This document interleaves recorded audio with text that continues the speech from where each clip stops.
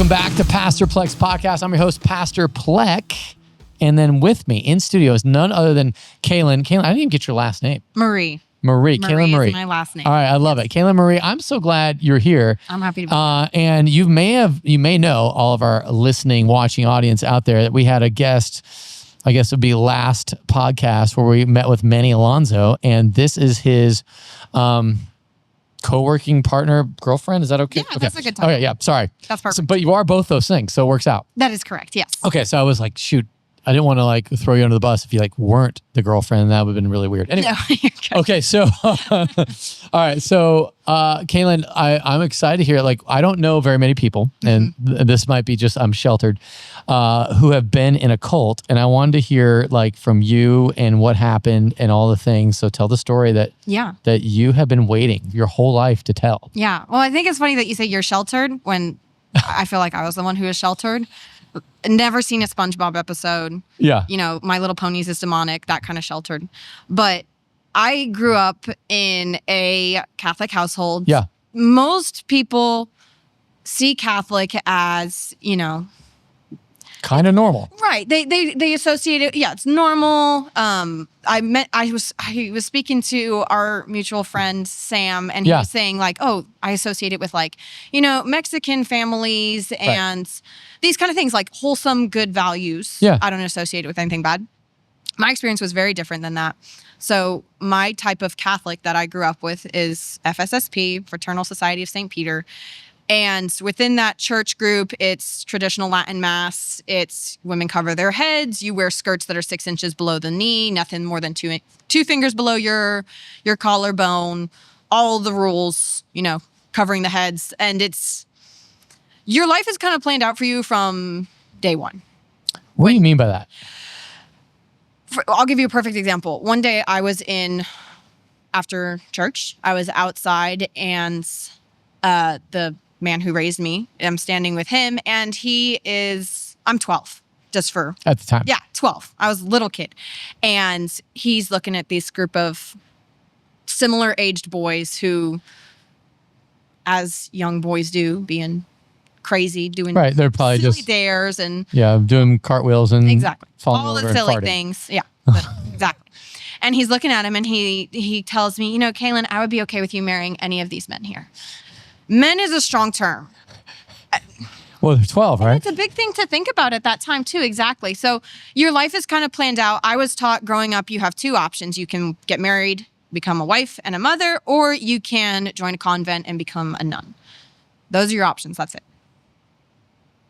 Okay, so... No, because, you know, a dad, you know, you have your kids, you're like, it could have been like he was, you know, trying to... Every girl wants to get married one day, he wasn't just being sweet and being like, "Hey, Kaylin, like, you know, the world's your oyster. Which one of these guys?" And being kind of fun about it. It was really like it was very serious. It was very serious. It was very serious, and it continued into too young still, but older ages of to all of us, all of the girls. So my family's mainly girls. The kids are mainly girls. And so all the girls, it's wife and mother or none, like I was saying. So you get married ASAP and those babies start coming. That's your job.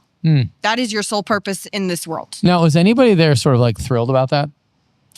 When you're little, you know, when you're maybe like just a little kid looking around. Because what you're saying, like, I mean, it's so countercultural. It's like, in some ways, it's like, man, I didn't get married till I was 34. Like, I was behind the curve. I'm like, man, I wish I would have done that younger. But like there's a part of me that goes, man, that'd be kind of smart or at least better. But for you, it was like, this is terrifying. Well, because you got to think about it in the sense of, I didn't grow up like the majority of American kids grow up. So I was homeschooled. I lived in a house in the middle of nowhere. You got to explain that because it's hard to conceive of a house in the middle of nowhere. So it's a log cabin. It's very funny, but it's true. Wait, a log cabin. A log cabin. Like, when I think of log cabins, I think of like Lincoln logs. Do you know what those are? Yes. All right, so look, That's what it looks like. That sounds sad to say that. Do you know what that is? So it looks like a log cabin. Can you tell me like what state or what It's in Texas. Yeah. It's in Texas. Oh, okay. So you didn't have like air conditioning? We did have air conditioning. It's Texas. You have to have air conditioning. I was like, yeah. Like, You have to have air conditioning. when I think log cabin, I think pretty rustic. But it was, but it was modern. Like we had running water. We did have a well, but running water from the well, electric, or I assumed it was electric.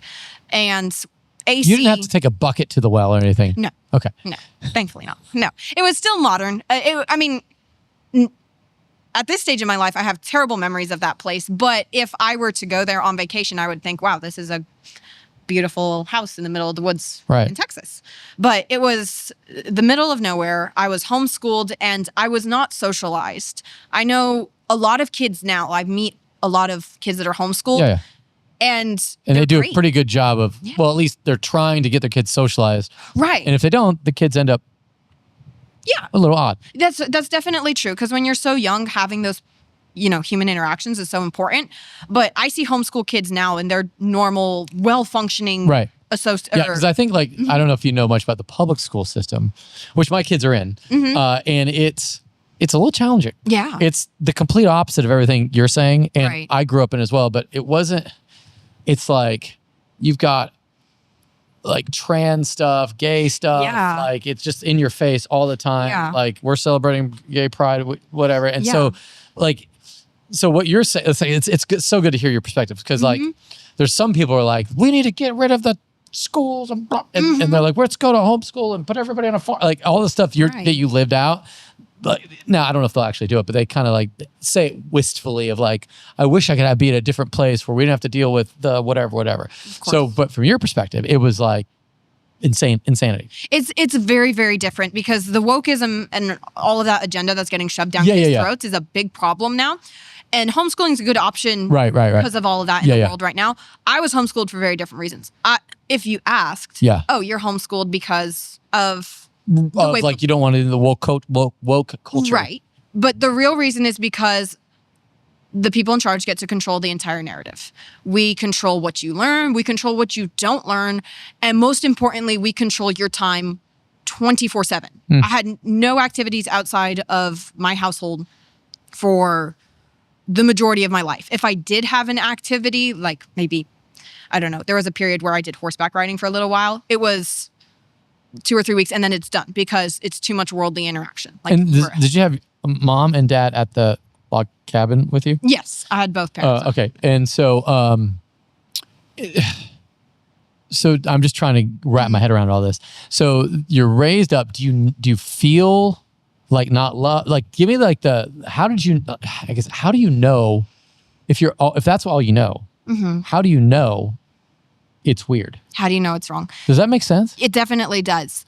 I didn't know for a while. It took me a long time to figure out what was wrong because I didn't get it, that it was wrong because I didn't know anything else and I didn't have enough friends in the outside world to tell me this is weird. For example, those people would say, you're lucky that you have a doctor's appointment in 2 days. Otherwise, I would beat the crap out of you. Okay, so now that's good. Okay, so that's helpful. So like so it's very harsh discipline. Definitely. Was there love in the home? In my memory, it's very hard to remember times of pure love. Do I have memories where I was like, oh, that was nice of so-and-so to do Christmas, Thanksgiving? Right. Sure. But those moments were fleeting and very superficial. So there wasn't like you're cuddling with your dad and then like you're, everyone's sitting on the couch watching TV and just like, you're playing with your sister's hair. So I don't know. I'm just like, you know what I'm saying? Like there's moments where I think back like very, I don't know, with my sons, I'm constantly have them all over me as we're watching a thing or we're watching football or we're doing life. But there is times of discipline. So for you, it was just like, it felt like very harsh. Is that the kind of the... It was a very harsh energy in general within the house. And I mean, there were moments, but for me, at least in my memory, it was in the very early years of my life where they were normal people. And maybe it's Did it get progressively like, I don't know, harsher over time?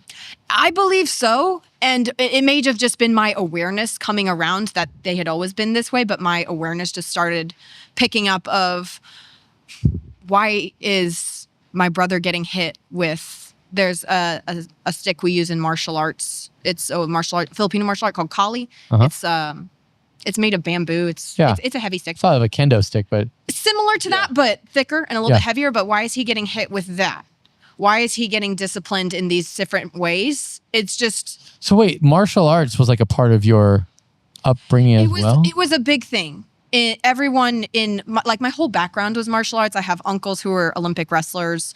A lot of... So wait, I know this. I'm just trying to get my head around this. Yeah. So were your parents raised in a cult, or did they just decide to join the... Does that make sense? Like, how did they get there? Yeah. So I think Manny was using the words cult in maybe the way that people don't traditionally use them. Okay. So in his mind, or the way he was explaining it, is it's just like one person who has deemed himself the chosen one. The guru or whatever. Right. Yeah. The chosen one, the guru, and he's in charge of everything. Right. He runs everything. Yeah. Right. So that would be the person in charge of my family. Right. So that's what his mind is in a cult. It wasn't like, the It wasn't like a compound. No, not it was like like a fraternal, what's it called again? The Fraternal Society of St. Peter. Yeah. Okay. And so you guys, I mean, I'm like, to be Catholic, you kind of have to have some connection to the Pope. Like, what was your, how does that work? Because like, can you just start up your own little thing? No. So this was the philosophy. Well, let me explain the Catholic mindset and then what the philosophy that I taught was. So yes, the Pope is vicar of Jesus Christ. Exactly. So he's Christ's hands representative on the earth. Right. Exactly. When I want to say it was Benedict XVI, when he was, I want to say in office, but when he was Pope, it was cool. Yeah. He was great. Yeah. Everyone was cool with him. When Francis became Pope, it was very common for, this is going to sound very terrible, everybody prayed for him to die. That is... Wait, in your fraternal... In the Fraternal Society and within my own home, we get up every morning, our morning prayers, we sang all of our things, and please end the life of Pope Francis and his life, because he was pro things that they didn't support. Wow. Basically. Yeah. Yeah. So that was the situation with the Pope. And then he died when? Last year? Yeah. Or early this year. And something so like that. Prayer answered. Yeah, that was their prayers are answered. I mean, and it's funny. I try really hard not to do this. Dark humor. Yeah. Yeah. I try not to stalk or like look up any of these things connected to the Fraternal Society of St. Peter or anything like that, just because it's not healthy. Yeah, it's not healthy. Once in a while I do, and I see, these people on these forums talking about it's okay to pray for the death of the Pope. This saint and this philosopher said it's okay because he's not representing Catholicism in the way it's meant to be represented. Okay, that's just odd. Okay, so how did your, I guess, parental units discover this Fraternal Society of St. Peter? That's a really good question. I started off, the first church I ever went to was called an Anglican Youth Church. So they were Anglicans that became Catholic. And at some point, they decided that this wasn't serious or traditional enough. So we switched churches to this itsy bitsy room. It was definitely, let's say you see like the first row of chairs, like boop, small, really small. That one actually did not have AC in it. And it was on a farm. And there were goats outside. Hey, that's and cool. like cows and goats. It's fun after church. You get to go outside and play with the goats. Did you get to ride the goats? I did not. They were two little goats. Oh, okay. They were little miniature goats. The parish priest, very odd person. I mean, I don't think he's a good person, but he was always killing the animals constantly and talking about it. It was a very odd situation. He would just kill animals all the time. But that's where we switched over to. And it was, like I said, traditional Latin Mass. So everything's in Latin. Do you know Latin now? I used to be very good at it. I don't remember a lot of it now, but I can say prayers and read Mass type things in Latin still. Huh. Yeah. Okay. So tell me then, like, all right, keep going. So like you're growing up in this, at some point you're like, I'm out. Right. So there were two major breaking points for me. The first one was earlier in my life, young teenage years. And the start of this story is confusing because the whole situation was confusing. But there was a 2-year, roughly, period of my life where this house that I'm telling you about, the cabin in the woods, was haunted. Ooh, okay. This is good. All right. Haunted. Haunted. When you say haunted, I think ghosts and like creepy things. Yeah. All right. So the story that I was fed. Like, how old were you when this is the haunted house? Like I said, it was over a period of years. I was a young teenager. Okay, young teenager. Okay. Young teenager. So this isn't like you're a little kid. This is like 13 or something. Old enough to know that there's a rat. Okay, got it. Old enough to know that there's a rat. Allegedly, it started when my parental unit was doing some kind of consecration to Mary. And allegedly during this time, demons started coming into her bedroom at night and like trying to scare her. That was the story. And it just progressively got a lot worse where it was... When we say demons, like, could you hear the demons, see the demons, feel the demons? Give me how, like, the demons... Me? Yeah. No. Okay, but her. Her. Yeah, the parental unit. Yes. Got it. She was seeing it, hearing it. They were coming for her. Got it. Oh, got it. Yeah, they were coming for her because she was trying to do this consecration to Mary. Got it. And the oldest started hearing and seeing things as well, more than anybody else. And there were only 3 people in the family that ever claimed to hear or see things or have experiences, and that was the 2 parentals and then the oldest in the family. Okay. They're the ones that heard and saw everything. Oldest a boy or oldest a girl? She's a female. Yeah. So it's girls and then a boy and a girl and a boy. Got it. And that's it. Hey, so kids. yes. And it, like I said, it just started as people saying things that go bump in the night.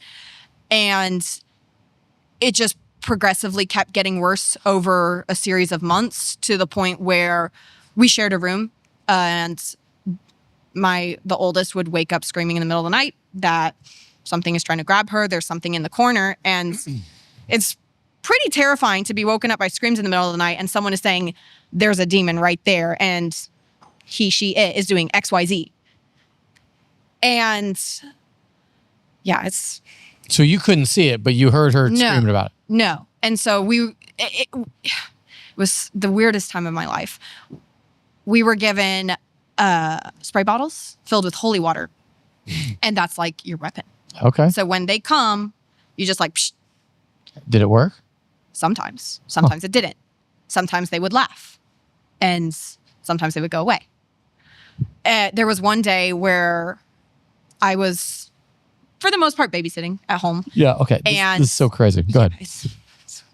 And the oldest was upstairs. I was just kind of always the responsible one. Yeah. Took care of the kids. She was upstairs and she starts screaming.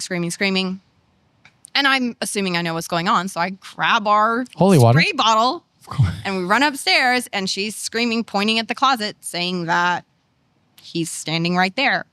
So I sprayed him with water and it wasn't working. So her solution was, okay, we're all going to leave. And it was cold out. It was like 40, 50 degrees and raining. So we just left.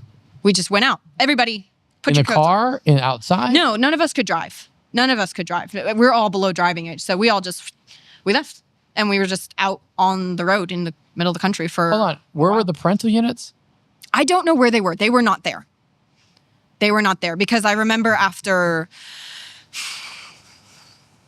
an hour or so of just like hanging out on the road, they came by in the car and we were just like, what are you guys doing? Because we didn't have phones. Phones were not allowed. We had a landline at the house, but no phones, no driver's licenses, no social media, limited internet. So we didn't really have a way to contact them and tell them like there's demons in the house scaring everybody. Okay. And it would just be series like that constantly. Everything was a demon. Everything that ever happened was a demon. Lights flicker. It's a demon. Kids are arguing. You have spirits clinging to your shoulder and we have to pray them away. everything that ever happened that was bad or they didn't like it, it's a demon trying to control you. And they began this story. Are you familiar with the alleged third person who was in the Garden of Eden?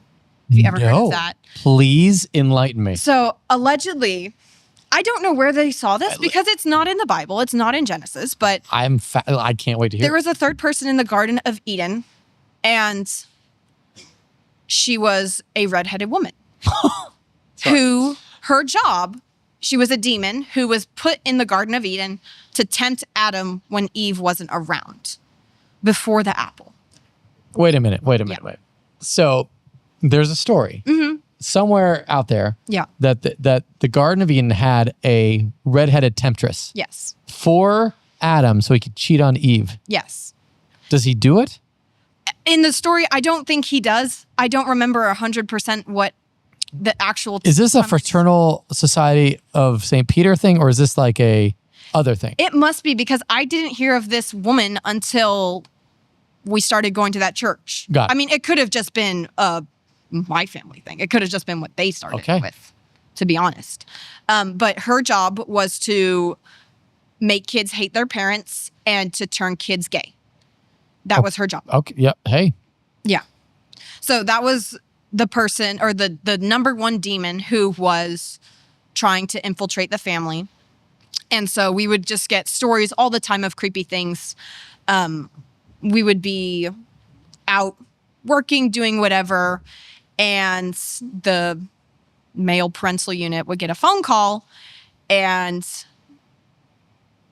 be agitated because of whatever was happening during the call, and he would hang up. And then he told me, your sister is at home freaking out because she saw a naked smoking child dancing up the stairs.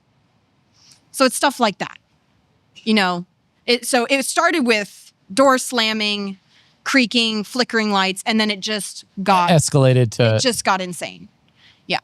Is there any possibility that it was actually demonic, or is there... like this was just a figment of, like, where do you go with this? Because like, I mean, I've heard of demonic stuff. In Africa, I've seen some demonic stuff. Right. So I don't discount the demonic, but like at some point you go, am I that special that demons are attacking our particular family? That was what they said. We are so holy that the demons are coming for us. It's because, and it's not all of you. It's not the kids, because you guys have demons clinging to you. It's your father. The male of the family is so holy because he is getting attacked by these demons, and they're attacking the family because he is holy. And my skepticism comes from the fact that he was the one who controlled it. He controlled the stories. He controlled when it stopped. When he would pray, demons would be fine. They would be quiet. When anyone else would pray, it wouldn't work. He was the one who was the demon slayer.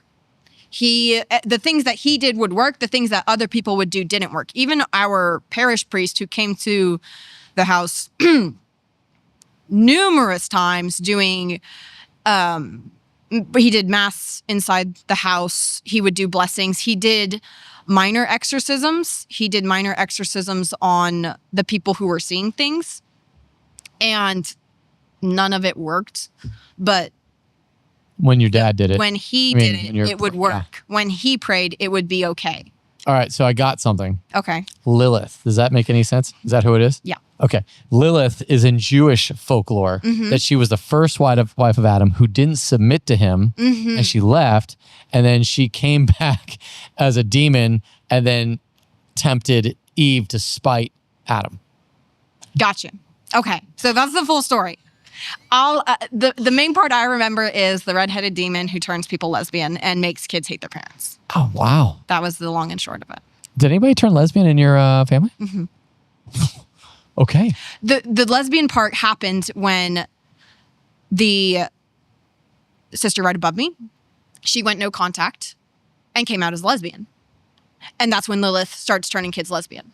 Oh. So before that, she makes kids hate their parents. She causes dissent in the home. She does all this. Oh, she wasn't a gay. She didn't turn anyone gay until after someone turned pride gay. flag, you know, yeah. Once Wow. Once someone became lesbian, that's when Lilith makes people lesbian. That's when that happened. Yep. Okay. All right. Wow. So you live in this wacky place with wacky parental units. Yeah. And you somehow are at least sort of sane. How do you you're doing a lot of ninja stuff though. Right. You're training. Yeah. And you like that. Of course. Yes. Love it. And then how do you escape? That's a really, it's a good story. And it's for me. Okay. So that was my number one factor that was like, okay, there's a problem in this house. The second part of it is really important to how I left. Yeah. I was working at a jiu-jitsu school. Yep. And so when you get to the jiu-jitsu school, is that somehow in town? How did you get to said jiu-jitsu school? we would drive. Okay. So at some point you got a car? No, that's with all of us. So it's an hour and a half away. Like I said, martial arts was a really big thing in there. So the whole family goes to do martial arts at this thing an hour and a half away. Right. Right. With traffic, probably an hour without, but we trek there, and they worked in Houston. So it was, it worked out. But when I'm at this place where I was working at this point, I've been training now, I was working there. One of my coworkers, one day I was drinking water, bending over, and this was following a series of very odd questions to be asking me. For reference, I was still a young teenager. He was 30. And he asked me lots of weird questions. Why don't I have a phone? Can I buy you a phone secretly? Do you want kids? Let me be your friend. I'll protect you. I'll take care of you. Those kind of comments. And so following these, one day I bent over at the water fountain to drink water and he grabs my butt. I push him off. And did you fight him? No, it was during a class. Oh. But we were in kind of a secluded corner. Right. Unfortunately, because of there were Muay Thai bags hanging up. Yep. And so it blocks cameras and stuff. So I shove him off and I just stared at him because I was just kind of whacked out of what just happened. I'm just staring at him and he goes, "What?" And I don't break eye contact until he goes, "Sorry." And he walks off. So later on, during that day, he asked me to train with him. Martial arts in general is very physical. Jiu-jitsu is the most full contact martial art. Right. There is no way I'm letting you touch me now. Right. You're grappling and then Absolutely not. yeah. Precisely. So I told him no. I didn't say anything else. I didn't even say no. I just said, He gets very angry. And this guy's of no relation, right? say that again. This guy's of no relation to you. He's just Familiar, family blood? Yeah. No. Okay. But did you know him growing up or how? No. He was a coworker. Got it. That's it. He was a coworker. And he was very, very angry by this. So he went to my parental units. Everybody was pretty involved in this gym, so everybody knows each other. So he goes to them and he's talking smack about me. Hey, she did this, disrespectful. How dare she? Blah, blah, blah. He got to them before I did. Right. Before I was able to tell them about the butt grabbing. And so they come to me and they ask me, hey, so what happens? What's going on here? And I tell them, hey, this is what happened. And they got very angry at me because victim blaming. Right. Because he was black or is black. He's a black man. And so they're very angry. How are we supposed to handle this? He's a black man. People are going to think we're racist. He's going to come shoot us because he's black. That's racist. Thank you. Yes, it's extremely racist. So they're very angry. How are we supposed to handle this? Are you even sure? Questioning me until I'm questioning myself. I was, scared, confused, all the things that you can imagine. And I'm sure there are so many people and, young women in particular that can relate to that. And so it came to a point after this long argument and blaming and you better be 100% sure because if you're not, then we're all going to get, all of these, whatever the words they were using. Man, it's so weird to worry so much about yourself when your daughter just got. Right. It's the weirdest thing ever. And so. Because who cares? Just leave. Right. We care more about you than some whatever. Right. Anyway. So my parents' demeanor changes very quickly. And he's like, you know what? I'm your father. I don't want you to feel like I don't take care of you, like I don't protect you. So I will talk to him and make sure that this doesn't happen again. But I think that you should apologize to him because you made him very upset. And she's standing next to him. She's like, yes, that's a good idea. You're going to apologize to him. I was very taken aback and I said, I'm not apologizing to him. But if you're going to talk to him, I want to be there because I want to make sure that we understand what happened here. And they both say, no, you can't be there. That's inappropriate. Oh, cool. Is it more inappropriate than grabbing a minor's butt? Tell me that. No, you can't be there, but you need to apologize to him. End of story. I never apologized to him. And they never talked to him. Nothing ever changed. And we continued being coworkers, and I kept him this far away for the rest of his time there until eventually he got fired for something else. And I was like, okay, great. All's good now. Everything's fine. We're great. There had been, during that period of time when he had been working there, right before he got fired, he got into an argument with my father, and he yelled at him and said apparently something mean. But he gets fired, and I want to see, it was either a few days after, or a week or after or so. I did have a phone at this time, and I got a text message from my father, who's in the same house as me. And it's a screenshot of his text messages to this other man. And it's an apology. Hey, blank, I'm so sorry that I got angry at you. I wish you the best. And he just sent it to me at 10 o'clock at night for no alleged reason. So it was your parental unit sending that to... He texted him. And said he was sorry to him. And screenshot it and sent it to me. Got it. And I'm thinking, okay, fine. Thank you. That's a big middle finger to my face. That's just making it very clear where you stand, whose side you're on. You just want to make sure I understand that. Cool, I got it. At least it's over. Until 6 months later, he shows up again. And he gets welcomed into the house, open arms, hugging everything, loving on him in my space. And that was the day that I was like, okay, we're done. There's no, at that point, I had already been considering just moving away, but not cutting them off. I had my whole plan in my head of like, okay, I'm going to move away. I'm not going to not tell them. I'm going to have a conversation with them in a public place. And I'm going to say, hey, for these reasons, I can't live here with you anymore. But that night. How old were you about that? Like we're talking about 15, 16? No, at that time I was older. Like 18? I was closer to an adult. Okay. Yeah, closer to an adult age at that time. And thankfully I actually was working that night. So I left and I didn't come home until really late, which is not normal for me. I never went out. I never partied. I never did anything. I just stayed out really late because I was super upset. And when I got home, they're sitting there waiting up for me, and they're like, "Hey, why didn't you tell us you were leaving? Like you're going to work?" And I said, "Oh, well, you were busy with that gentleman." "Oh, but no, we weren't. You should have come in and said hi." And I was like, "No, I was busy. Are you okay? You seem like something's wrong." And I said, "You know what? I'm good. I'm gonna go to bed." And that night, I said to myself, "You know what? You do not deserve to know when I am leaving. You don't deserve to know anything about my life from this point forward." And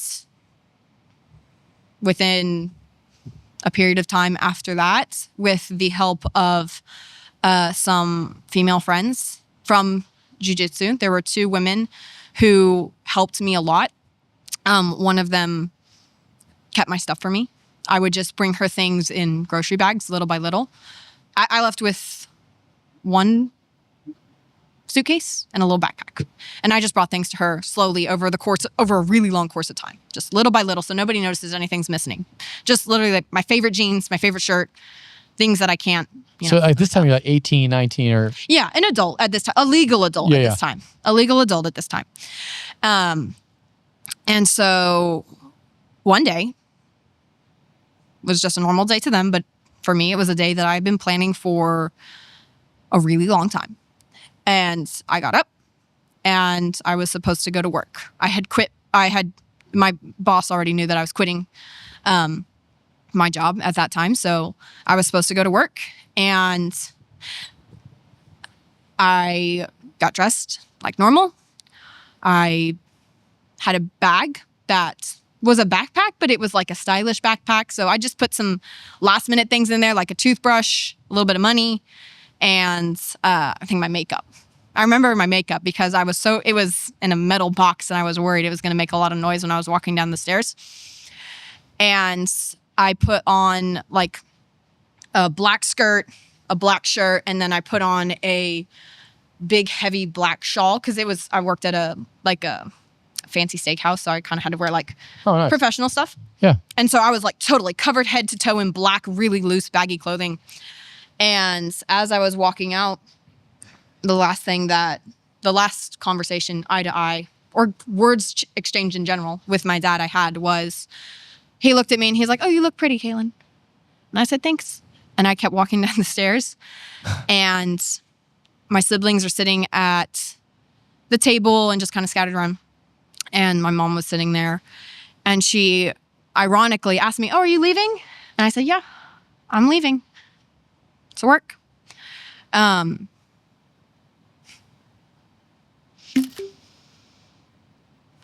Okay. Oh, God.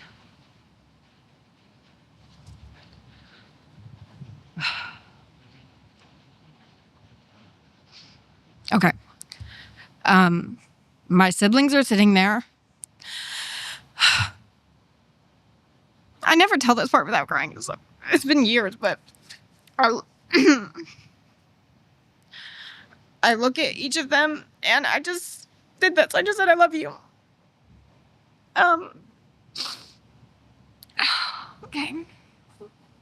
And that was it. One of them didn't notice. He wasn't paying attention, so I called his name. I called his name 3 times so he would see it, because that's been it to this day. I haven't seen him since then, but it's fine. It's fine. Anyway, we're done. So I get into my car.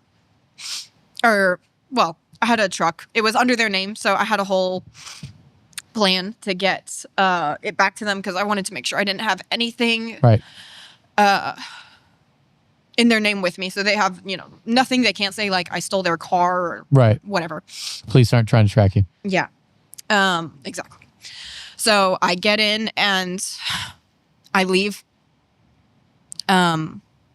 The first place I went was, I left a letter somewhere where I knew they would find it. Just, this is why. I think I wrote like 20 pages or something of, this is why I'm done with you. This is why it's never going to happen again. Why I'm never going to talk to you again.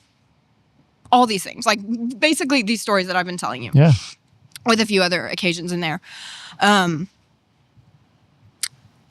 was playing this song that now it's a happy song now. It's not really a happy song, but it was, I forget the band, but it's Master of Puppets. Do you know that song? I do. Yeah. Master of Puppets and Pulling Your Strings. Yes. Oh, gosh. Stomping on Your Dreams. That song. I forget who it's by, but. Metallica, right? Yes, Metallica. Thank you. I was going to say AC/DC, but Metallica. So I'm playing that song. I leave, and then I went in at this point, we lived in the city. We didn't live in that little log cabin anymore. We lived in a city. And I took my truck to a Whole Foods, and I parked it, and in the letter had left them. I told them, like, "Hey, your truck's at Whole Foods. The keys are in this place, so I'm not stealing anything from you." So I parked the truck, and I took an Uber to the friend's house who had my things. And she wasn't there. So we planned very well to make sure that things aren't going to come back to her. Right. To make sure that she's and her family are safe. Yeah. So she wasn't there. She just gave me the code to the garage. I opened the garage. I took my bags out and I left. I took an Uber to a different friend's house who I stayed with for a long time, working until I moved to California. Long story short. So when you get to California, Mm-hmm. you've had no no, I don't know, real life. I mean, you've had real life. You've been working, but that's a fair statement. but No like, real you life don't know how. experience. I mean, I don't know if you ever rented an apartment. I don't know if you've ever, Not at that period. I mean, but I guess you were just functional enough as a human being that you. What did you do? I was living on a wing and a prayer at that point. Again, the person I was working for during that period where I was out, she helped me to have a job when I moved to San Diego, which I never ended up taking because the friend that I was living with, when she heard that I was moving out of state, she was worried about me. She's telling me, you don't have any family, you don't have any friends there, you don't know anybody. So she did two things to help me. The first thing that she did was she found Manny, who was living in California at the time. And she texted him and just said, "Hey, I'm worried about Kaylin." Hold on 1 second. Yes. Can you pause real quick? Okay, so you get to San Diego? Right. So my friend had reached out to Manny and said, "Hey, I'm worried about her. Can you please just make sure she's okay?" And then she encouraged me to call him as well, which I'm sure was a very weird phone call from him. Yeah. For him. Hearing from, "Oh, hi, coworker I haven't talked to in a really long time. Oh, this drama is happening in your life." That's cool. So it was. To be fair, I've had that happen to me several times as a pastor. It happens when you're a good person. people show up all the time. Yeah, people just hey, I've got nobody else to turn to. Right. That's okay. So I call him and he tells me, I was just "Hey, what are you up to?" And he tells me, "I'm moving to Costa Rica in a few weeks." And I said, so hold on. Did you know him in Texas though? Did you? We had been coworkers in Texas. Okay, so you at least knew who he was. Yeah, it's not some random guy Okay, on the internet. so you meet him up. You meet with him in California. He'd already moved there for however many. Yeah, he'd been years. there for a long time. Yeah. He told me he was moving to Costa Rica in a few weeks. I said, "Okay, cool. Can I go with you? I've got nothing in the U.S. right now, and Costa Rica sounds cool." And he was like, "You need a passport." That's what he asked. He said, "Do you have a passport?" And I said, "Yeah, I have a passport." And how'd you have a passport? That's a very hard story as well. Well, not a hard story, but a long story. But one of those other friends helped me get a passport. Wow. Yeah. And, well, I can't really admit, but I had to you may have fake signatures. May have have faked some signatures. Yeah, there may be some signatures that are not genuine on said passport on the original one. I would never do that. Of course. That would never happen. Absolutely. So, yes. But this friend helped me to get a passport, Right. and then she held it for me. Oh, that was really cool. Yeah, so she did a lot to help me get out. And then I got it from her once I left. Okay. So do you speak Spanish? I do. Yeah. From being in Costa Rica? I knew a little bit before Costa Rica, but being there, I just... Boom. How long were you in Costa Rica? We were there from 22, to 23. Oh, okay. Yeah. So not super long time ago, Yeah. but 22 to 23, we were in Costa Rica. And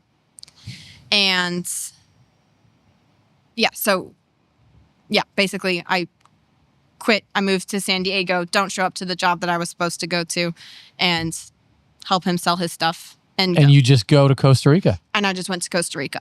Yep. The other thing... What kind of visa did you have to have? I know it sounds like... You have to have a visa. Oh, you just As go? a U.S. citizen, you don't. You just have to have a returning flight. Yeah, just showing that you're planning to come back. Huh. So what... Did you have a returning flight that you didn't go on?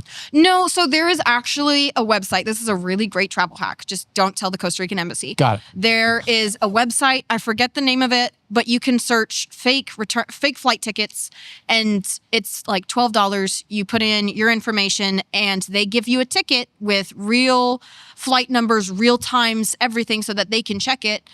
It's called Onward Travel. OnwardTravel.com. Okay. And it gives you everything, proof of onward travel that you need, because when you go to the airport in the United States, they will not let you on the plane until you have. So did you feel like you were escaping? At that point, definitely. You know what I mean? Yeah. I mean, obviously you watch movies now, but Yes. Now I do. There are these things, and they're shows, and they're not real life, but they look real. Yeah. So, did it feel like you were in a movie, so to speak, where you're kind of escaping. You're always kind of looking over your shoulder. Are they going to come get me? Yeah. That kind of thing. Yeah. It was really. So when did you feel safe? Is that the right word?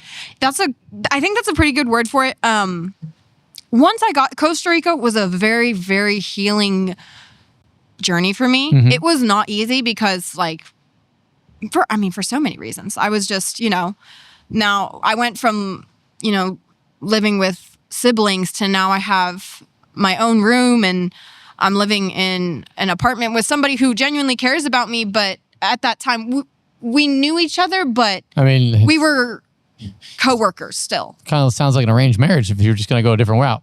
Well, I mean, that's a long, that might be a long shot, but all right, go, at sorry. that time we were still co-workers. I mean, we had a 2-bedroom apartment. And did you do any work in California, or like, did you go to the gym and like, I don't know, train people or anything? Or it was like, hey, I'm here. I'm going to Costa Rica. So if you want to come on. It was more like that. There was a time I was in San Diego for almost a month, roughly. Okay. I forgot what the exact timeline was. I was there for a while, so I had to do most something. of it was right. I didn't work and make money while I was there because I was helping Manny kind of like sell things and get ready to move. But I had the opportunity to go train. I got to train with some famous people in San Diego. Jocko Willink is down there. He's really cool. I met him while I was there.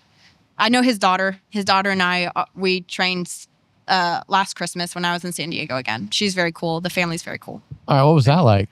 He was really nice. He was in a rush to leave, but he stopped and talked to me because I wanted to ask him about his book. And he was a cool guy. The thing about him that surprised me the most is he's very short.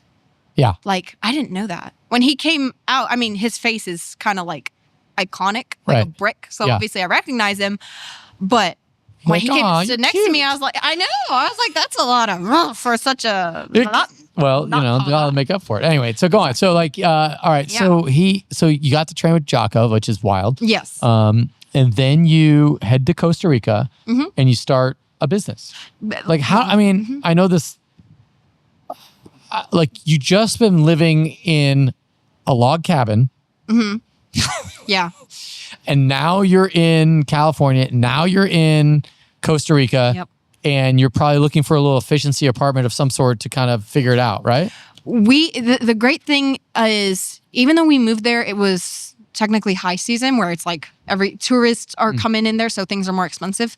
Our apartment was $800 a month, which is really nice. It was it was a whole second floor we had to ourselves, 2 bedrooms, kitchen, and we had a really beautiful patio overlooking the jungle, which is where we ended up having our martial arts school. In the jungle? In the jungle. It was really cool. It was really cool. Is there any part of you that wants to go back to the jungle? That's such a good question. Manny is a non-jungle person? No, he is a non-jungle person. Like, he does not like bugs. He doesn't like dirt. He doesn't like camping, but he's in love with Costa Rica. It has Pura vida. 100%. And he always talks about it constantly. And we plan to go retire there. I'm hoping in the future planning and working towards having a property down there so that we can go there more. And I mean, yeah, money's nice, but really just so that we can go there a lot more, which would be great. So, okay. Yeah. So you're in Costa Rica. You're starting a ninja training thing. Right. Then you decide to go back to the States. Right. So we got to a point where Costa Rica is very seasonal. So it's high season, low season. High season, there are tourists. Low season, there's nothing but rain and hippies smoking weed on the beach. Of course. Yeah. So the majority of people, especially in the town we were living in, were expats. So they were coming and working remotely during nice season. Yeah. And once it started to rain, they would go back to their countries. Right. And make a lot of money because Costa Rica, it's hard to make a lot of money working remotely. Yep. And then they come back into it again. So once everybody kind of left, all the businesses were shutting down, like restaurants are shutting down. All the things that are bringing people out were shutting down. And we dropped our prices dramatically to be able to meet local needs, but it was not enough. Like, we were charging $20 per class, which was very cheap for the area when we had tourists in town, but there would be hippies on the beach that are like, hey, I'll hold pads for you any time of day, whatever, and I'll give you weed afterwards. And it's 2,000 colones, which is $4, and there's no structure, and you can just call me anytime you want. So it was a very weird type of competition to have where you're competing with nothing. Yeah. But tourists are going to Costa Rica ready to be like cool, hang back, chill lifestyle, and they're kind of getting sucked in. It's really a scam, but they're getting sucked into these people who don't know martial arts and are just showing off, and they get you high first so that it looks like you're cool, but you're really not. So it was hard on the business, especially once we hit like... That's tough. That's tough to break hard. into. Okay, so it's not working. Right. And you're like, let's get out of here. Exactly. So the question next was, okay, where do we go?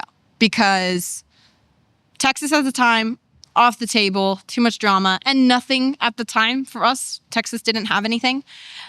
We really considered going back to California. We had a flight booked to go back to California. We ended up in Florida. That makes sense. California, Florida, same thing. Right. Except for the weather. The weather in Florida has its moments where it's beautiful, like winter's 70 degrees, but for the Sunshine State, it rains so much. It's like it's Costa really Rica. bad rain.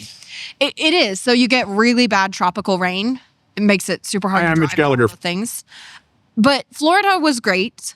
During a period right after I had left, one of my friends helped me find a stalker website to find my grandmother. What website? A stalker website. Like a stalker website. Like I'm going to go stalk somebody. Yeah. Huh. So I had been disconnected from my grandmother for a long time. I hadn't seen her for a really, really long time. We were not allowed to talk to her. She was totally cut off because she disagreed with the parenting methods, things that were happening in the house. So gone. Right. The story was she's a practicing witch that will kidnap you. Oh. Yeah. And I found her on this stalker website.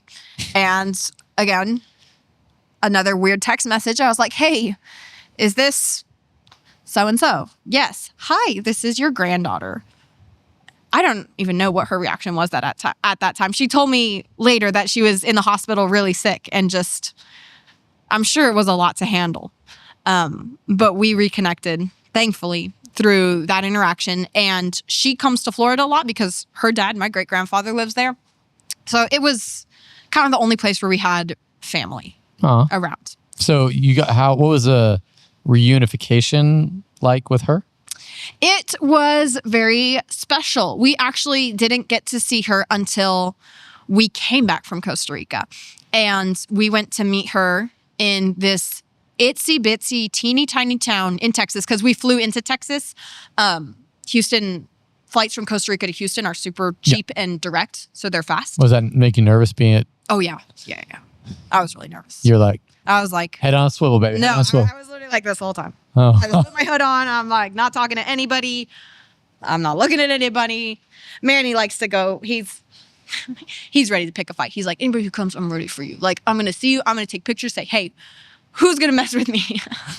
So it was funny. But we bought a car in Texas. And before we went to Florida, we went down to the coast to see her. And we met up in this little Tex-Mex restaurant in this, I thought I grew up in the middle of nowhere. Hers town where she used to live was more civilized. Not civilized, but more businesses. The Indians would come out from like the bush and like shoot arrows at you.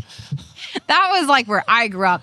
Where she grew up, it was lots of rednecks. Okay. Or not where she grew up. Where she lived was lots of rednecks. Really cool, lovely people. Retirement town on the coast, so you get the Gulf coming in. Yeah. Right. So it was a cool town. It was very quiet, all retirees, so lots of seniors. Yeah. It was a cool little place. Yeah. Good vibe. Yeah, it was fun. And then I got to reconnect with my uncle. He came, I guess down. He was coming from north, so he came south to see me there too. And that was our first reunion. And then we got to reconnect more later when she came to Florida, once we were already there. Because like I said, she came there a lot to visit. Okay, so you've got this, you reestablished family. Is she like, your secret's safe with me? Mm-hmm. And your parental units hadn't talked to her anyway, so like... No, she was cut off. Yeah. Okay, so Then you're in Florida. Yep.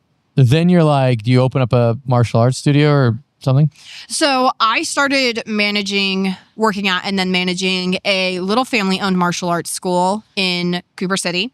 Manny started his thing in a UFC gym there, which ended up being a really great experience for him as well, just to have the freedom to teach adults, which I know we both valued that because he got to run classes the way he wanted to with a big group of people. Right. So that was a really cool experience. While we were there, we got to learn a lot, not only about teaching, but about jiu-jitsu, because we got to train with Wagner Rocha and Cyborg, who are big names in jiu-jitsu. It was a great, very awesome community that they have down there. So it's a lovely place. I made literally some of my best friends at that gym who are probably, when I open my phone right now, there's text from them. Yeah. But so like why leave Florida? So it was a two-part thing. The first part was we were still really dedicated about opening the business. We wanted what is now Maka Martial Arts to exist. In Florida, it was really difficult because we have these good friends of ours who are big names, right? But Florida's a big state. There was a ton of competition, similar to what was happening on the beach in Costa Rica, where it's every single corner, it's karate, taekwondo, jeet kune do, Zumba, everybody's something. Because, Florida, South Florida is a pit bull song. It is parties, it's women. Looking good. That's what it is. So everybody wants to work out to be super good looking. So it was a lot of competition in Florida. And while we really loved our jiu-jitsu community and being close to family, the rest of the culture just kind of didn't fit our vibe. We missed a lot of the Southern charm that we had in Texas and California. So for our whole time in Florida, we had on our refrigerator Texas pros and cons, California pros and cons, and we would just add to the list constantly. And there were so many nights when I would come home and Manny would be sitting on the couch and he would just be like, man, I wish I just had my own place. Because what he had in UFC was like his spot, but it's inside a commercial gym. So it's Daddy Yankee blaring and people doing their thing and, people walking with shoes on the mat, which is a big no-no. Yeah. So he talked about it all the time, and he was, both of us, we spent so many nights dreaming about, thank God, what we have right now. So when we decided to move, we were originally just going to stop in Austin because a lot of people had recommended it to us, telling us, hey, it's a really great place, growing community, all these things. And we were just going to stop here and check it out on our way to California, just to say we did our due diligence looking for a spot. And we ended up with a super great place that's right down the road, 5 minutes away. Yeah. Okay, so here you are now. Yeah. You're with Manning. Mm-hmm. You're building your life together. Right. Do you ever miss the parentals? No. Do you ever miss, obviously you miss your siblings. Right. So, but is there a part of how do you not, do you rethink that? Do you go back in your head going should I have left then? Or that was exactly the right thing? Give me your thought process. Looking back, are you ever maybe I should have taken one of them with me? I don't, is there any part of that's did you have any survivor's guilt? You know what I'm talking about? Right. The survivor's guilt is definitely real. And I'll speak more to that in a second. As far as the parentals go, I have never doubted that what I did was the right thing. Mm-hmm. Even when I was sad from the loss of the life that I had, which really wasn't all that great. I mean, not to be ungrateful, because it was, they're very, very, very affluent. They're very what? Affluent. For days. And they reminded me of that a lot after I left, through emails saying, hey, I made $100,000 just this month. Don't you wish you were a part of this? Well, if they knew anything about me, how many dollar signs come after your name means zero. Doesn't mean anything to me. There have been times where I miss the idea of a parent to, rely on, ask for advice, but them personally no. Okay. And that missing of a parent, that feeling was always there even when I lived with them. right? And then for the survivor's guilt, I struggled with that for a really long time. Just in the last few months, honestly, I've felt more relief from it because I did what I could do. I called CPS. I tried to get them involved. CPS, at least the one agent we got was an absolute joke. And she did nothing to help. I did what I could. I know that I did everything that I could. And just in the last few months, some of them who are now legal adults have reached out and said, hey, we don't want anything to do with you unless you want something to do with people. Until you want something to do with... Right, with them. Oh. So we don't want anything to do with you until we want something to do with them. We're on their side. They're good. Okay. It's hard. It is, but in some way it's almost relieving because now I know for all of these years I have worried, are you okay? Are you happy? Are you getting beat up like the way we used to be when I'm not there to help you? Because when I was there, I was the one who helped you. I was the one who gave you Tylenol, who gave you ice, who made a story to help protect you from them. I was the one who came and took pictures when the male parental unit yanked you out of the shower and beat you across the face when you were naked because your puppy peed on the floor, right? I was the person who did that. So for a long time, it was a struggle of who's doing that for you now? And the fact that some of them have come out and been like, we don't need you. It is in some way a relief. Okay, so you're good. Whatever manipulative lie you've created into your head or they've created in your head that you now believe that makes you think you're cool. Okay, at least I know that I did everything I can in my power. And that's hard though. It's a very weird place to be. It's very weird. Okay, so... All right, so let's go back now. Obviously, I'm a pastor, so I always have to ask this question. Right. So where do we go with God here?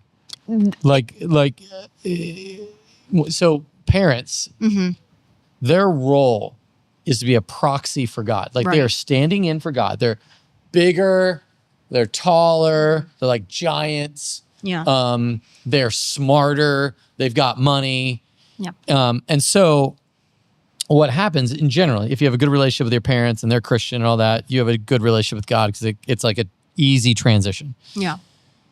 For you, like, you know, and you also have there's a layer of Catholic stuff on top of which I won't even get into the moment. But like for you, like, where are you at with God? Like when you think about God, like what comes to mind?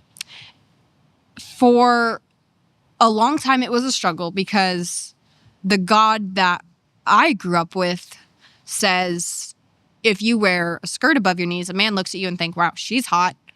I go to hell for that because I made you sin and that's on me. Oh, got it. So right? You go to hell because you made him sin. Exactly. Got it. It's not the man's fault because that is he has no self-control. Nature. There's nothing he can do. There's nothing. It's boys being boys, right? Oh, wow. So it's on the shoulders of women to not let men sin. So that was the God that I grew up with, the God that said it's okay for parents to treat their kids this way. It's okay for men to touch women inappropriately as long as the boss of the house says it's okay. So it was a really screwed up view of what God is that I grew up with. Right. And it took me a really long time to figure out, like, to clear the smoke and mirrors. And a big part of that for me was realizing I really could have screwed up my life really bad in so many different ways. When I left, I could have made bad decisions about where I went. I could have made bad decisions staying there.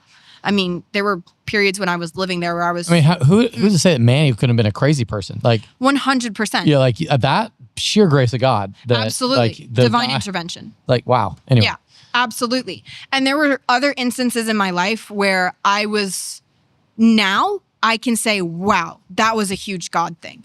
That was a major God thing. Where there were times when I was really depressed, really suicidal, and I put a time limit on it one night. I was really, really depressed. I really wanted to end it.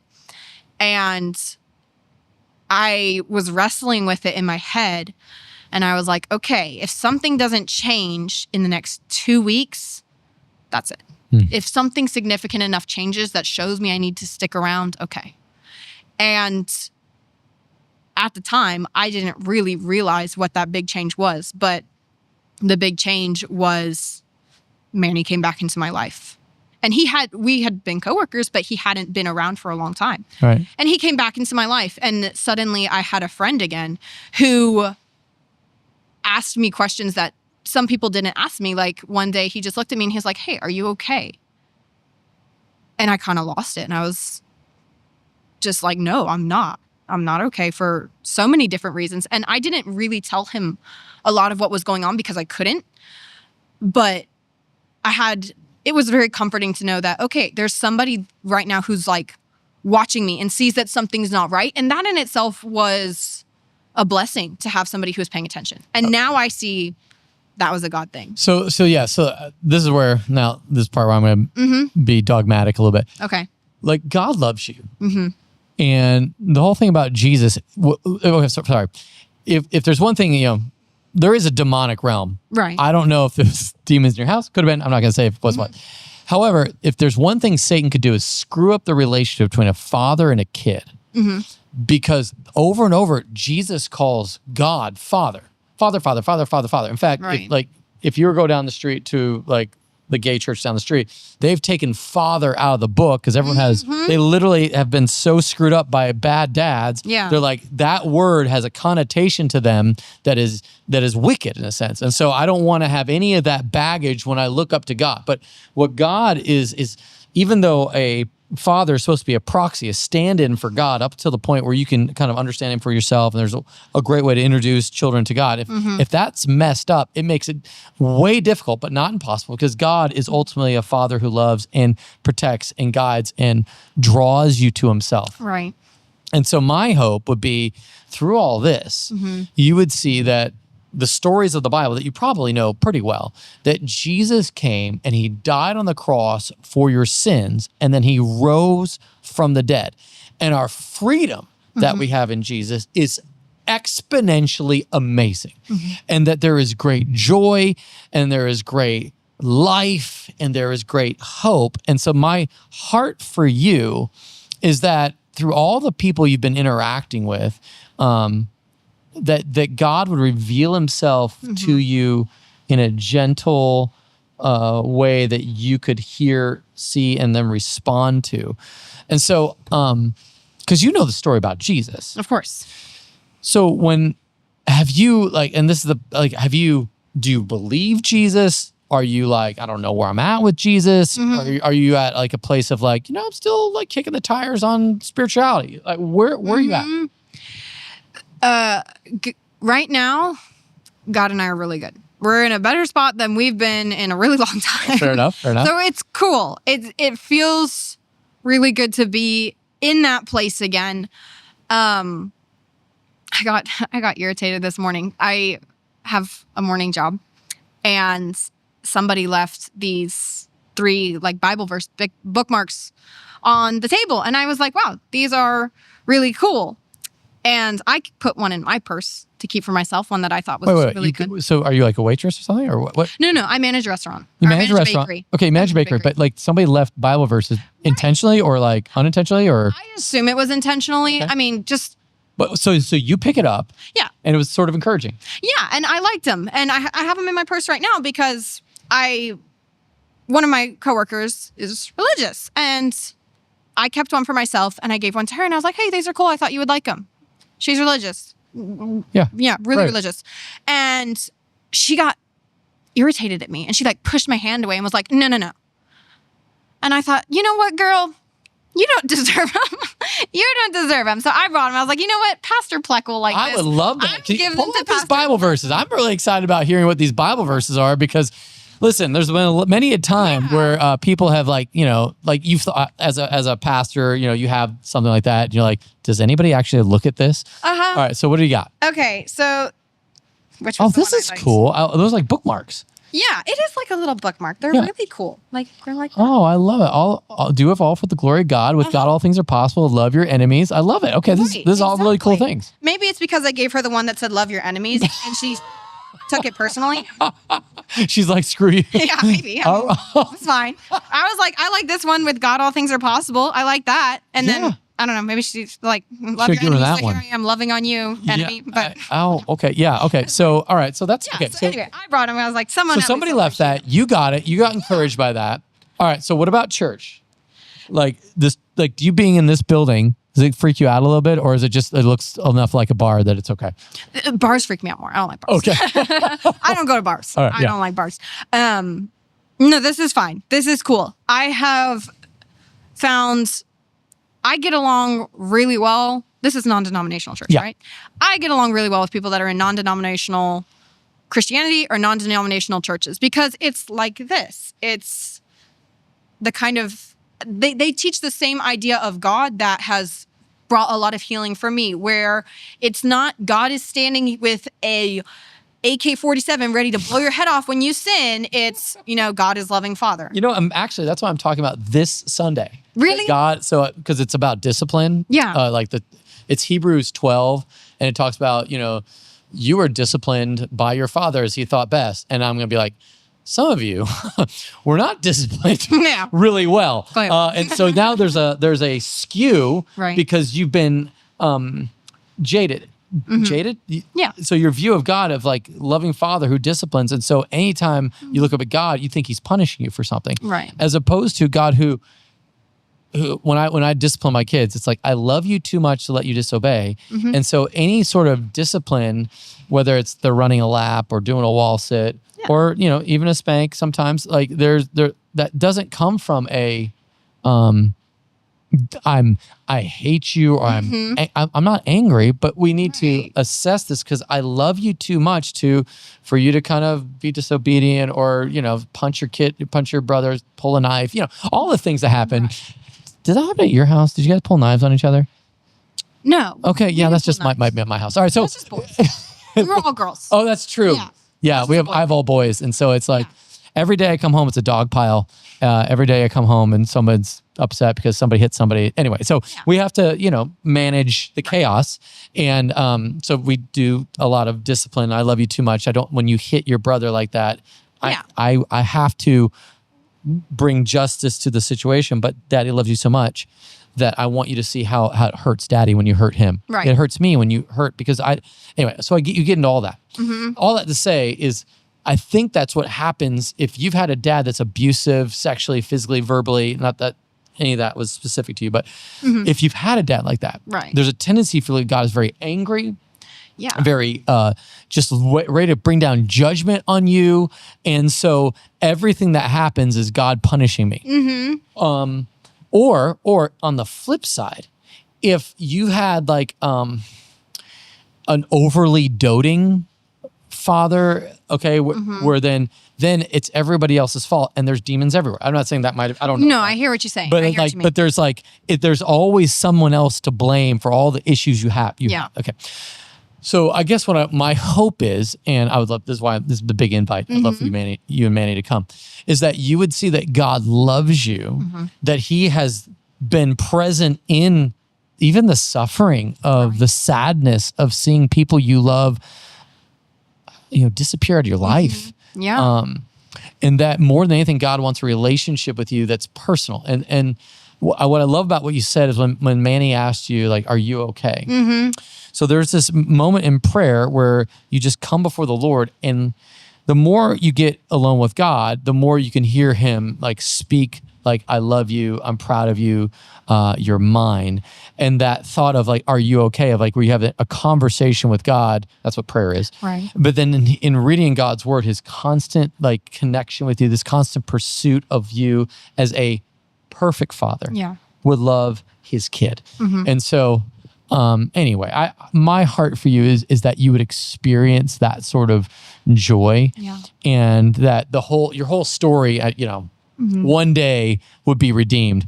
All the darkness you've experienced. What one Bible verse my kids are memorizing is Genesis 15:20. As for you, you meant evil against me, but God meant it for good, to bring it about that many people should be kept alive as they are today. Yeah. And that verse is powerful because when you experience pain, it's sometimes, is this God punishing me or is this God preparing me? Yeah. Is this God punishing me or is this God protecting me? Right. What is God doing in and through my life that I need to experience right now? Anyway, all that to say, I would love for you. I'm encouraged somebody even gave that to you today. It worked. It was, again, I felt like it was a God thing today.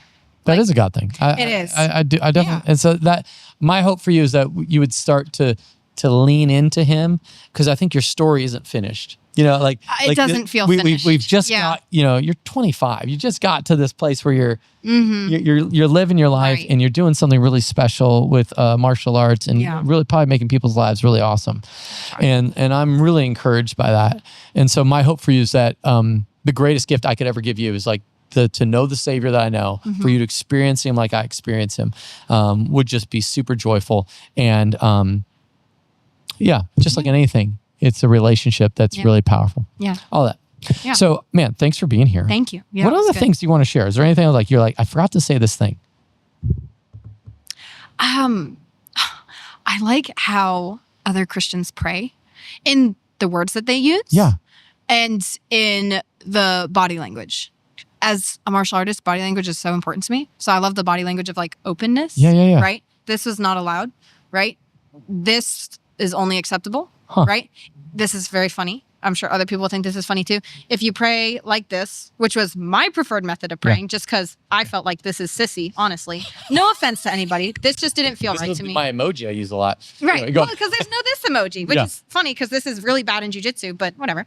This was always how I prayed, but I had a priest tell me one time, don't pray like this because your fingers are making your prayers go to the devil. So you're accidentally praying to the devil and asking the devil for things when you pray.